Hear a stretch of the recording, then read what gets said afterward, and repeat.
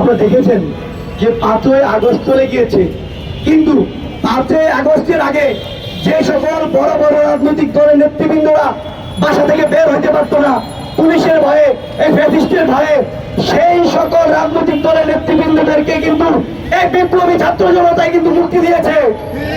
আমরা বলতে চাই, হাদি ভাই সারা বাংলাদেশের একজন কণ্ঠস্বর ছিলেন, যিনি ন্যায়ের পক্ষে, ইনসাফের পক্ষে কথা বলতেন।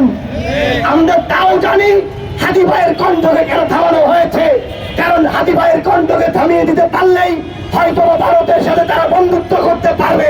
তাদেরকে বলে দিতে চাই, ভারতের সাথে আর কোনো বন্ধুত্ব হবে না। এই আশা আপনারা, এই স্বপ্ন আপনারা দেখছেন না দয়া করে।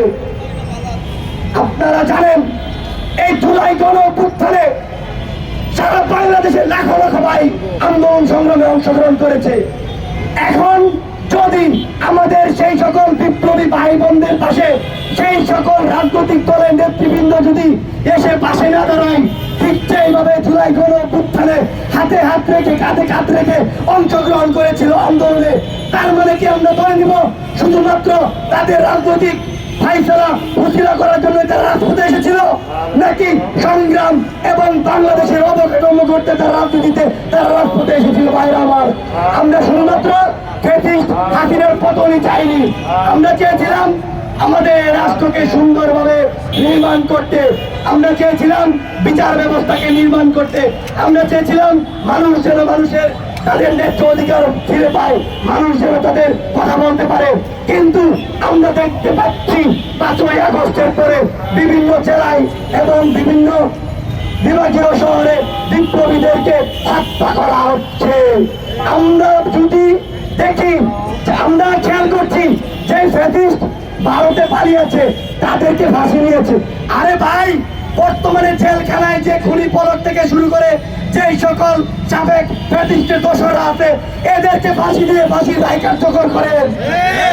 আপনারা জানেন ফ্যাসিস্ট হাসিনা ও আসাদুজ্জামান খান কামাল খুনি, ওকে ফাঁসির রায় দিলে বাংলাদেশে মেনে নিবে, জানেন ওদেরকে পাওয়া যাবে না, তাই তাদেরকে ফাঁসির রায় দিয়েছেন।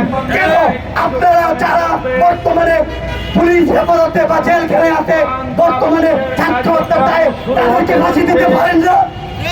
আপনারা যদি তাদেরকে ফাঁসি দেন, অন্তত শহীদ, আমার শহীদ পরিবারের শহীদ মা বলতে পারবে যে না, তার সন্তানের বিচার কার্যক্রম কিছুটা হলেও সে পেয়েছে। তার মানে আপনারা কি আমাদেরকে বগি বগি বুঝান? আপনারা 9-6 বুঝাবেন, আমরা 9-6 মেনে নিব? অনেক হেলাফেলা করেছেন, আর কোনো হেলাফেলা হবে না। এবার তারা ফাইনাল খেলা হবে, একদম বলে দিলাম। কোনো হেলাফেলা হবে? কোনো হেলাফেলা হবে না। ভাইরা আমার, এই কথা বলতে হয়। আমরা দেখছি আপনারা ভোট নিয়ে ব্যস্ত। আরে ভাই, জুলাই গণঅভ্যুত্থানে সকল দলের সকল মানুষের ছিল একটি বড় অভ্যুত্থান। এই অভ্যুত্থানের মাধ্যমে শুধুমাত্র ফ্যাসিস্টেরই পতন হয় নাই, পতন হয়েছিল ফ্যাসিস্টের অবকাঠামোগত সকল ধরনের স্ট্রাকচার। সেই জায়গা থেকে আপনারা এখন ভোট নিয়ে ব্যস্ত আছেন। আরে ভাই, যদি আজকে আমরা শহীদ হাদি হত্যাকারীদের বিচারের কার্যক্রম নিশ্চিত না করতে পারি, আগামী বাংলাদেশের সংকট সময়ে কোন পিতা মাতা তার সন্তানকে পাঠাবে না, কারণ জানবে এই বাংলাদেশে হত্যাকারীদের কোন বিচার হয় না। আগামীতে কোন ভাই তার বোনকে আন্দোলনে পাঠাবে না বাংলাদেশের কান্তি